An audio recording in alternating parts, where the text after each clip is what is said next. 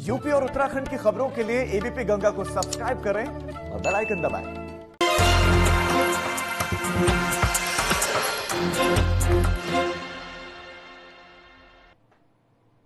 नमस्कार, स्वागत है आप सभी का। आप देख रहे हैं गंगा दोपहर। मैं हूं राजीव ढोंडियाल। ग्रेटर नोएडा वेस्ट के पंचशील हाइनिश सोसाइटी में हाई वोल्टेज ड्रामा देखने को मिला। शराब के नशे में धुत एक पुलिसकर्मी ने यहां पिस्टल लहराते हुए बवाल किया। शराब के नशे में सोसाइटी में जमकर बवाल किया गया। पूरे बवाल का वीडियो अब वायरल है और वायरल वीडियो में पुलिसकर्मी पिस्टल लहराते हुए दिख रहा है। पुलिसकर्मी ने युवक के साथ मारपीट भी की है। ग्रेटर नोएडा के बिस्ट्रक थाना इलाके का मामला है। ये नशे में पुलिसकर्मी का ड्रामा आप देख सकते हैं और पूरे बवाल का वीडियो बनाया गया जो वायरल है। मारपीट का आरोप है पुलिस पर। ये पुलिसकर्मी पर आरोप है कि युवक के साथ पुलिसकर्मी ने मारपीट की। अब ये पुलिसकर्मी आप ड्रेस में देख सकते हैं कि ड्रेस में है, गन है, उसके पास पिस्टल है और उसे लहरा भी रहा है। तो ऐसे में सरकारी संपत्ति, अपने पद का दुरुपयोग, सर की बहुत सारी चीजें हैं कि शराब के नशे में, वो भी वर्दी में, वर्दी का अपमान अपने आप में। और यही वजह है कि खाकी को ऐसे लोग दागदार करते हैं, बदनाम करते हैं। लखनऊ में पीजीआई इलाके में पानी की टंकी पर एक युवक चढ़ गया। मकान को कब्जा मुक्त कराने के लिए यह शख्स पानी की टंकी पर चढ़ गया। पुलिस प्रशासन पर इसने सहयोग न करने का आरोप लगाया। 2009 से यह सरकारी दफ्तरों के चक्कर लगा रहा है। तिरंगा लेकर टंकी पर चढ़ा। तस्वीरें देखिए, टंकी पर चढ़ा हुआ है, हाथ में तिरंगा है, तिरंगे को लहरा रहा है। युवक को मनाने के लिए कोशिशें भी की जा रही हैं। प्रशासन वहां पर मौजूद है। पीजीआई के सेक्टर 5 इलाके का मामला है और अपने मकान को कब्जा मुक्त कराने पर यह अड़ा हुआ है कि मकान को कब्जा मुक्त किया जाए। पानी की टंकी पर चढ़कर ये अपनी मांग को मनवाने की कोशिश करवा रहा है। पीजीआई इलाके में पानी की टंकी है, पानी की टंकी पर यह शख्स चढ़ा है। लखनऊ की तस्वीरें। इससे पहले हमने आपको उत्तर प्रदेश के दूसरे हिस्से की घटना दिखाई थी जहां पर एक परिवार कई दिनों तक पानी की टंकी पर चढ़ा रहा।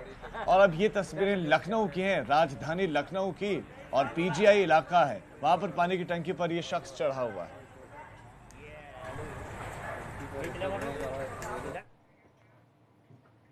बागपत के शिवम हत्याकांड से जुड़ी हुई खबर अब आपको देते हैं। हत्याकांड के 3 और आरोपी गिरफ्तार कर लिए गए। दरअसल पुलिस का मानना है कि ये जंग वर्चस्व की जंग थी। वर्चस्व को लेकर ये जंग हुई थी और उसी में हत्या हुई। आरोपियों के साथ मारपीट करता हुआ ये जो मृतक है वो दिखाई दे रहा है। ये लाल घेरे में जो शख्स है ये मृतक है, इसकी मौत हो गई है और इसका एक वीडियो वायरल हुआ है। ये कैसे दबंगई दिखाता था वो इस वीडियो में आप देख सकते हैं। मृतक की दबंगई का एक पुराना वीडियो है जो अब वायरल हो रहा है। किसके नाम तला बता, सामान जाके दुकान नु पता होड़ी भी शुरू ये शुरू वीडियो हां हां भाई मैं ले वीडियो बना ला भाई। हाथ ये भी कर शुरू भी कर सही। हां भाई नहीं मान्य माना कहां पे भाई रे बंद लगी भाई वीडियो। पानी पकड़ वो अर्जुन लड़के डाला फोन कर उस अर्जुन को मना करता कर। अरे मां भाई मना करता है। पढ़ दूंगी सब भाई मैं उंगली को लगा के को। हां भाई कोई हो चाहे कोई हो चाहे, मुझे किसी का कोई मतलब नहीं। पहलवान बावलिया सुन, बावलिया को गोली मारेगा। मैं बड़ौदा ना छोड़ दूंगा। बावलिया को गोली मारेगा। मैं बावलिया को गोली मारेगा। है डेढ़ आड़ तेरे में, बड़ौदा ना छोड़ दूंगा मैं। है कि तेरे में डेढ़ भाई आड़, बड़ौदा ना छोड़ है कि दूंगा। तेरे में डेढ़ आड़। बड़ौदा ना छोड़ दूंगा। किल्ला आया के किल्ला पिट्टन बड़ौदा ना कहां पिट्टा यहाँ हमारे गांव में के नाम है गांव का चली पिट्टा तेरे गांव में। हाँ मेरा गोली मारे लदिया सामान तू ही मार दे भाई, मेरा मारता हूँ। देख यारी गोली मार गोली। नहीं भाई मैं नहीं मार गोली। नहीं भाई मैं नहीं मेरा मार गोली। नहीं भाई मेरा गोली मार नहीं भाई मारू ना। आया भाई नशे में इन हुई काम में पहुंच जा नो को सड़क पर चले जा। 10 मिनट तो पहले बाहर ना निकल जाइए। चल भीतर भाई जाओ बारिश क्या हो रहा है और जाओ रुक जा, मैं भी करूँ तसल्ली ही। अरे भाई गलती हो मुझे भी नहीं फोड़ तसल्ली मेरी भी है कुछ भी। भाई तेरे पास पकड़ू भाई तू तेरे पास देख पाऊँ मैं लट्टू तेरे। आज छोड़ दे कुत्ती हूँ पा पकड़ मम्मा। आज छोड़ दे आज नुको फोड़ मुझे भी करना उसका, मुझे भी करना समाधान। ना 10 मिनट पहले ना बाहर निकल जी तुम। भाई मैं तो चल भाई चल चल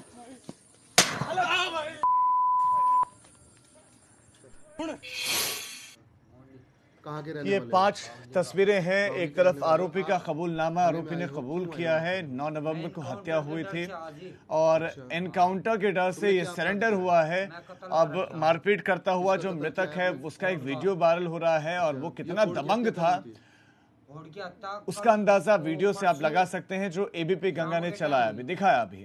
तमंचा कारतूस इसके पास से बरामद किया गया है। अब सरेंडर किया खुद इस समय पहले तो मेरे थप्पड़ मार के भी दबंग ने, आरोपी ने कबूल भी कर लिया है हत्याकांड का खुलासा उसने खुद भी किया है। 3-4 थप्पड़ वो थी तो दूसरी गल मेरी लड़ाई उसके चक्कर में मेरे मार गया, 3-4 थप्पड़ मेरे मार गया। मैं वो बात भूल गया था जी, भूल गया, कोई बात नहीं।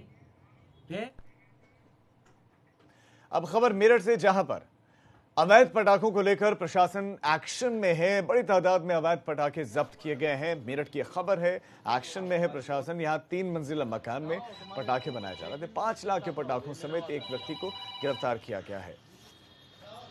जब मैं हूँ मौके पर क्यों लूँ सोनू से।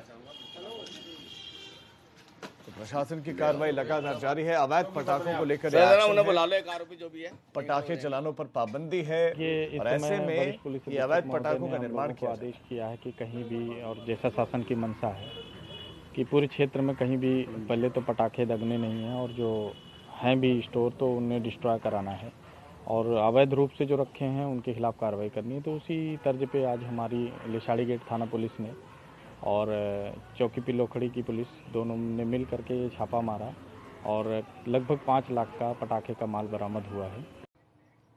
तो त्योहार आते ही मिलावटखोर सक्रिय हो जाते हैं और इन्हीं मिलावटखोरों पर निगरानी रखने के लिए और कार्रवाई करने के लिए फूड विभाग लगातार छापेमारी कर रहा है। मेरठ में पिंकी छोले भटूरे रेस्टोरेंट के गोदाम के जहां पर बड़ी तादाद में मैदा, ऑयल, इसके साथ साथ गुलाब जामुन मिले हैं। फूड विभाग की टीम ने सभी के सैंपल्स लिए हैं, जांच के लिए लैब भेजे हैं। वही अधिकारियों की माने तो मिलावटखोरों को छोड़ा नहीं जाएगा और सभी के खिलाफ कड़ी कार्रवाई की जाएगी। त्योहारों के आते ही मिलावटखोर सक्रिय हो जाते हैं और यही वजह है कि फूड विभाग अब लगातार छापेमारी कर उन मिलावटखोरों को चिन्हित कर रहा है जो इस तरीके का कृत्य कर रहे हैं। इस वक्त हम मेरठ के लाल कुर्ती के एक रेस्टोरेंट के गोदाम में मौजूद हैं जो पिंकी छोले भटूरे रेस्टोरेंट के नाम से जाना जाता है और आप देख सकते हैं कि यहाँ पर जो खाद्य विभाग है यानी फूड विभाग जो है वो किस तरीके की छापेमारी कर रहा है। आप देख सकते हैं ये गुलाब जामुन है जिसके सैंपल्स लिए गए हैं, साथ ही जो ऑयल हैं उसके भी सैंपल्स लिए गए हैं और सैंपल लेकर के आप देख सकते हैं कि ये बैग में रखे गए हैं, सभी सील किए गए हैं और सील करने के बाद इन सैंपल्स को लैब भेजा जा रहा है ताकि इसका टेस्ट हो सके कि इसमें कितने प्रतिशत मिलावट है। आप देख सकते हैं भारी क्वांटिटी में जो मैदा है वो स्टोर किया गया है, जो ऑयल है वो आप देख सकते हैं कि सामने है उसको स्टोर किया गया है। कुल मिला के यहाँ पर सभी चीजों का फूड विभाग ने सैंपल लिया है और उसको सील करने के बाद इसे जांच के लिए भेज रही है ताकि ये स्पष्ट हो सके कि यहाँ पर जो मिलावट का प्रतिशत है वो कितना है। और जो अधिकारी हैं वो यहाँ पर मौजूद हैं, हम उनसे जानने की कोशिश करेंगे कि आखिरकार उनका क्या कहना है इस छापेमारी को लेकर। मैडम, किस तरीके की छापेमारी यहाँ पर चल रही है? यहाँ पर हमें कंप्लेंट प्राप्त हुई थी, उसी के रिगार्डिंग छापेमारी चल रही है। अच्छा, किस किस चीजों के सैंपल्स लिए गए हैं और उन सैंपल्स को जांच के लिए भेजा जा रहा है? अगर उसमें मिलावट पाया जाता है तो किस तरीके की कार्रवाई होगी? इस समय यहाँ से 3 सैंपल एकत्रित किए गए हैं। एक ऑयल का सैंपल लिया गया है जो कि भटूरों को फ्राई करने में यूज़ हो रहा था। एक सैंपल स्वीट का लिया गया है, रसगुल्ले का, और एक सैंपल छोले के मसाले का यूज़ किया गया है जिसमें छोले को बनाने में यूज़ किया जा रहा था। बहुत बड़ी खबर अब लखनऊ से बद्री सर्राफ मामले, इस हमले मामले से जुड़ा हुआ एक बहुत बड़ा खुलासा हो रहा है। बद्री सर्राफ हमला मामले में बहुत बड़ा खुलासा। बद्री ज्वेलर्स पर हमला हुआ था, उसके मालिक पर हमला हुआ था। इस मामले में खुलासा कर दिया पुलिस ने 12 घंटे के अंदर पुलिस ने खुलासा कर दिया। और भाड़े के यानी किराए के शूटर से हमला करवाया गया था व्यापारी पर। अभिषेक के भाई ने हमले की साजिश रची थी। और ज्यादा जानकारी के साथ हमारे संवाददाता संतोष हमारे साथ जुड़ गए हैं। संतोष, हमलावर कौन थे? हमला करवाने वाला कौन था? देखिए, बद्री सर्राफ के मालिक जो अभिषेक केसरवानी है उनके ऊपर जो हमला हुआ था उसमें अष्टभुजा पाठक नामक भूमाफिया जो मोहनलालगंज के पुरसेनी गांव का रहने वाला है, उसको गिरफ्तार कर लिया गया है। तो उससे पूछताछ की जा रही है। उसके द्वारा ही भाड़े के सूत्रों से ये हमला करवाया गया था अभिषेक केसरवानी के ऊपर। और सबसे बड़ी बात कि जो अष्टभुजा पाठक है उसने अपना मोबाइल का डेटा बीते 10 दिनों का, यानी कि कल से लेकर के 10 दिनों का पूरा डेटा डिलीट कर दिया है। यही पुलिस के लिए सख्त आधार था। संतोष, कितनी गिरफ्तारियां हुई मामले में? अभी कुल कितनी गिरफ्तारियां हुई हैं और क्या मुख्य आरोपी गिरफ्तार किया गया है? देखिए, इस पूरे मामले का मास्टरमाइंड अष्टभुजा पाठक जो मोहनलालगंज का भूमाफिया जिससे विवाद चल रहा था, पूरी घटना में नामजद था, उसको गिरफ्तार कर लिया गया है। सूत्रों के बारे में इसके द्वारा बता दिया गया है, सूत्रों की शिनाख्त कर ली गई है। उनकी धरपकड़ के लिए क्राइम ब्रांच की टीमें आसपास के जिलों में रवाना हो गई हैं। जी संतोष, आपका इस तमाम जानकारी के लिए बहुत शुक्रिया। तो अभिषेक पर हमला हुआ था जो कि बद्री ज्वेलर्स के मालिक हैं और इस मामले में खुलासा हो गया है। लखनऊ के सबसे बड़े सर्राफा कारोबारी बद्री सर्राफ के बेटे अभिषेक केसरवानी को कल रात अज्ञात कार सवार बदमाशों ने गोली मार दी। वारदात उस वक्त हुई जब अभिषेक इस दुकान को बंद करके रात में 10 बजे के करीब अपनी पत्नी के साथ अपने घर जा रहे थे। इस प्रतिष्ठान से, रिंग रोड का ये प्रतिष्ठान है, यहाँ से करीब 1 किलोमीटर चले होंगे कि तभी कॉलोनी के पास में सुनसान इलाका देख करके पहले कार सवार बदमाशों ने उनको रोकने की कोशिश की और उसके बाद जब ओवरटेक करके कार सवार बदमाशों ने उनको रोका तो पहले कार खुलवाने की कोशिश की, लेकिन अभिषेक केसरवानी ने कार का गेट नहीं खोला और जिसके बाद बदमाशों ने उनको गोली मार दी। गोली उनके हाथ में लगी, जिसके बावजूद अभिषेक केसरवानी ने तेजी से अपनी जान बचाते हुए कार को लेकर के वो भागे और जिसके बाद उनकी जान बच गई। पुलिस फिलहाल इस मामले में जांच पड़ताल कर रही है। क्राइम ब्रांच समेत तमाम टीमें लगा दी गई हैं, पूछताछ की जा रही है। यहाँ पे जो नौकर काम कर रहे थे उनसे भी पूछताछ की जा रही है। हालांकि परिवार की तरफ से इस मामले में मोहनलालगंज के अष्टभुजा पाठक नामक भूमाफिया पर और सुधीर केसरवानी, अभिषेक केसरवानी के जो पिता हैं, उन्होंने अपने भाई के ऊपर इस पूरी जो कहा जाए हत्या करने की जो कोशिश थी उस पर ये नामजद FIR दर्ज कराई है।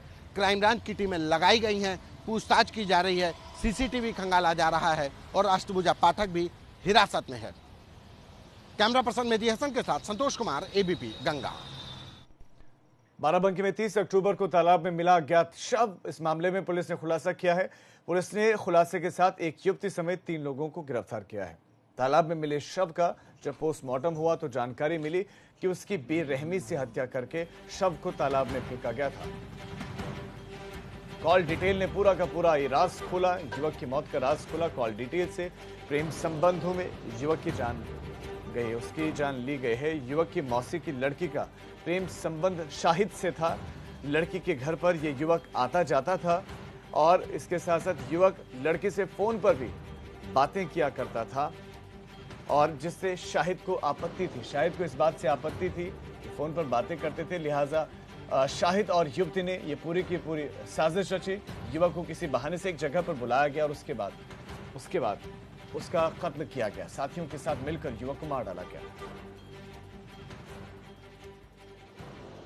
थाना टिकैत नगर के अंतर्गत चिर्रा के तालाब में एक युवक का शव मिला था, जिसकी मोटरसाइकिल भी वहाँ मौजूद थी और उसके थोड़ी बहुत चोटें थीं।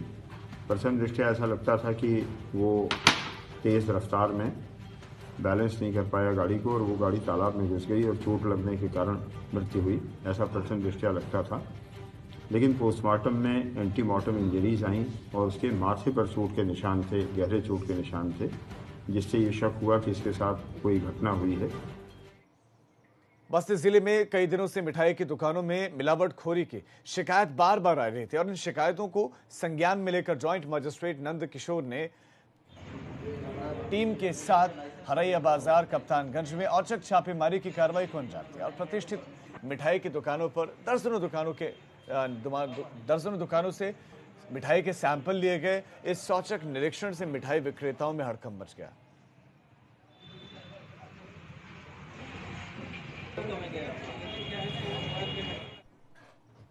अब एक छोटे से ब्रेक के लिए हम रुक रहे हैं।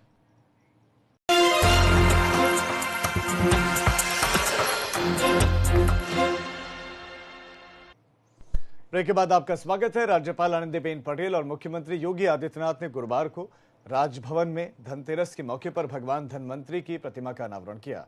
उन्होंने आयुर्वेद पर आधारित प्राचीन ग्रंथों की प्रदर्शनी का अवलोकन भी किया।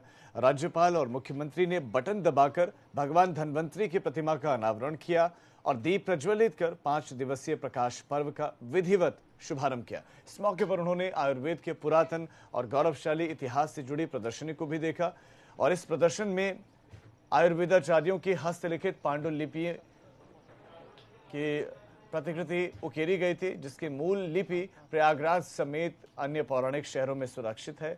मुख्यमंत्री ने प्रदर्शनी को देखते हुए इसकी सराहना की। उन्होंने आयोजकों से आयुर्वेद से जुड़ी पुस्तकों का एक सेट देने को कहा है।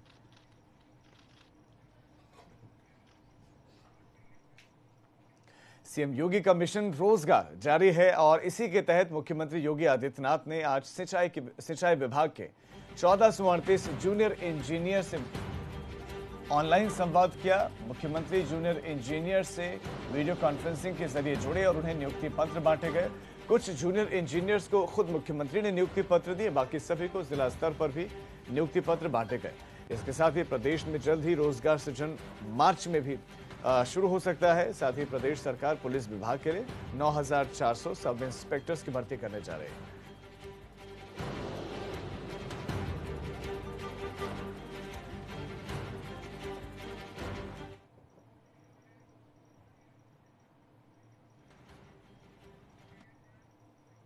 मुजफ्फरनगर से एक बड़ी खबर मिल रही है। नगर पालिका बोर्ड बैठक में हंगामे का मामला है और इसी मामले में वेतन को लेकर जब हंगामा किया उन प्रदर्शनकारियों पर केस दर्ज हो गया। नगर पालिका की बोर्ड में हंगामा हुआ था, बोर्ड की बैठक थी, उसमें हंगामा हुआ। जिन प्रदर्शनकारियों ने प्रदर्शन किया, हंगामा किया, वेतन को लेकर बैठक के दरमियान हंगामा किया गया, तो उन पर जानकारी मिल रही है कि केस दर्ज किया गया। संवाददाता अभिषेक इस पर और ज्यादा जानकारियां देंगे। अभिषेक, कुल कितने लोगों पर केस दर्ज हुआ था, क्यों प्रदर्शन किया गया था और किन धाराओं में केस दर्ज हुआ? देखो, मैं बताना चाहूंगा 2 दिन पूर्व नगर पालिका मुजफ्फरनगर में जो नगर पालिका अध्यक्ष है अंजू अग्रवाल, वो बोर्ड बैठक ले रही थी। उसको लेके उसके बाद जब मीटिंग चली तो उसी बीच सफाई कर्मचारी जो है संविदा पे वो वहाँ पे पहुंचे। उनका ये कहना था कि 2 दिन से हम 2 साल से हमें वेतन नहीं मिला, इसकी वजह से उन्होंने हंगामा किया। सबसे बड़ी बात यह है कि अंजू अग्रवाल के जो अध्यक्ष है उनके सामने मेज पे खड़े होकर बहुत उल्टी तरीके से उन्होंने बदतमीजी की। उसके बाद उन्होंने अंजू अग्रवाल के साथ भी बदतमीजी की। उसके बाद नगर पालिका अंजू अग्रवाल ने अधिशासी अभियंता को आदेश दिए कि इनके खिलाफ मुकदमा दर्ज करा जाए। तो 70 लोगों के खिलाफ इसमें मुकदमा दर्ज किया गया। फिर उसके बाद उनका ये भी कहना है कि मेरी भी जान मान को खतरा है, मुझे भी ये जान से मार सकते हैं। अब सबसे बड़ा सवाल यह है कि पुलिस ने उनको तक सुरक्षा नहीं दी। जी, आपका इस तमाम जानकारी के लिए अभिषेक शुक्रिया।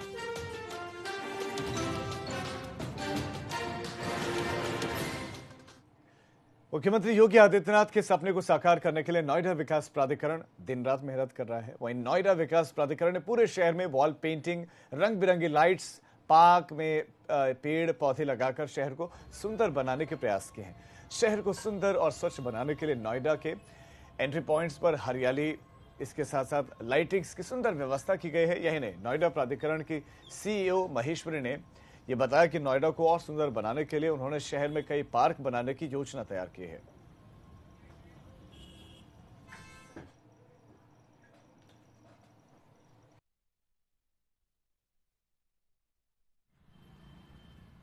अभी नोएडा अथॉरिटी द्वारा 6 जगह एंट्री पॉइंट्स को ब्यूटिफाई किया गया है और उसमें विभिन्न लैंडमार्क कनेक्टेड जो म्यूरल्स हैं वो लगाए गए हैं। जैसे नोएडा एंट्री पॉइंट पे हम लोग अभी खड़े हुए हैं तो यहाँ नोएडा को डिपिक्ट करता हुआ म्यूरल है। इसी तरह से नोएडा स्टेडियम, गोल्फ कोर्स और जो हमारे यहाँ पे स्कूल्स हैं उनके परिसर और उनके आसपास शिल्प हाट, तो इन सब कॉन्सेप्ट से जुड़े हुए म्यूरल्स यहाँ लगाए जा रहे हैं। यूपी के ऊर्जा मंत्री श्रीकांत शर्मा ने अगली गर्मियों में किसी को भी किसी तरह की कोई परेशानी ना हो, इसके लिए अभी से बिजली विभाग को सुधार करने के निर्देश जारी किए हैं। राजधानी में आपूर्ति की समीक्षा के दौरान उन्होंने बिजली से संबंधित कई शिकायतों पर जानकारी ली और निपटारे के निर्देश दिए। अगली गर्मियां पूरे प्रदेश में उपभोक्ताओं को कहीं कोई शिकायत ना रहे, निर्बाध बिजली लोगों को मिलती रहे, उसकी तैयारी अभी से हमारे पावर कॉर्पोरेशन ने शुरू कर दी है।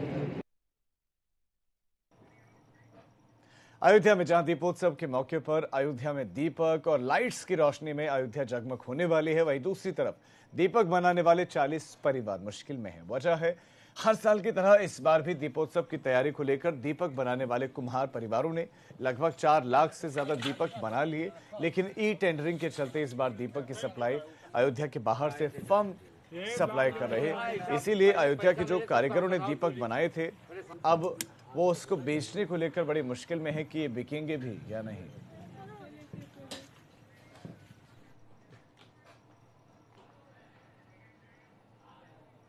मेरठ के सदर थाना इलाके में गद्दा कारोबारी पवन सिंघल के घर से लाखों की नकदी और सोने चांदी की ज्वेलरी लेकर उनके घर का नौकर देर रात छत के रास्ते भाग गया, लेकिन जब उनके पड़ोसी प्रशांत वर्मा ने रात में अपनी छत पर कुछ आहट सुनी तो वो अपनी छत पर पहुंचे, लेकिन नौकर के द्वारा लॉकर ने उन्हें देखते ही वहां पर रुपयों से भरा बैग छोड़ा और फरार हो गया।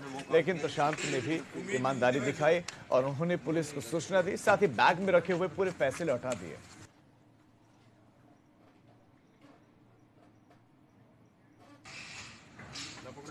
तो ईमानदारी की मिसाल देखने को मिली मेरठ में, जहां पर घर के नौकर ने लूटपाट की, जेवर, सोने चांदी के जेवर और नकदी लूटी। उसके बाद वो भागने की कोशिश कर रहा था, दूसरे की छत पर पहुंचा तो जैसे ही शख्स को भनक लगी वो छत पर पहुंचे तो ऐसे में नौकर ये सारा सामान छोड़कर फरार हो गया। तो इस बुलेटिन में फिलहाल इतना है।